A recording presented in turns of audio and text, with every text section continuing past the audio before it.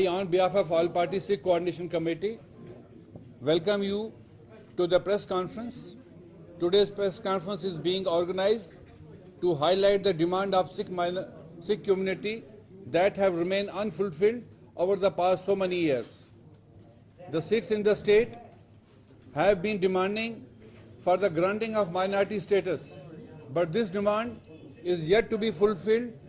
In this election manifesto for 2004 assembly elections, People Democratic Party had promised that they would give minority status to the Sikhs in Jammu and Kashmir.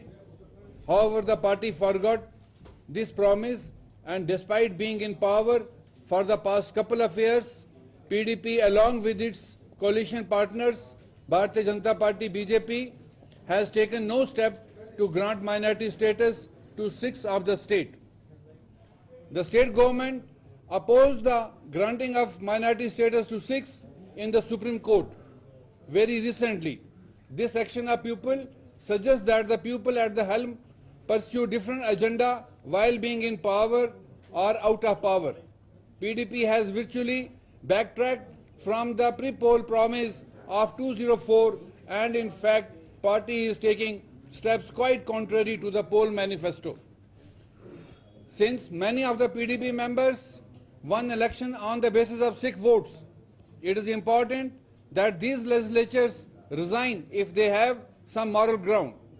Denial of due rights of minorities has already led to devastation in Haryana, and same cannot be ruled out in Jammu and Kashmir.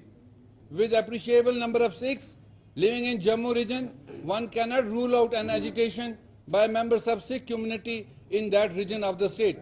The state government would be responsible for the consequences thereof.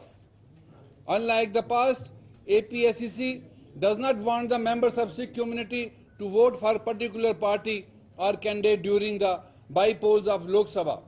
Sikhs are free to vote for anybody, and in case they deem it fit not to vote, the APSCC would not force them to change their decision.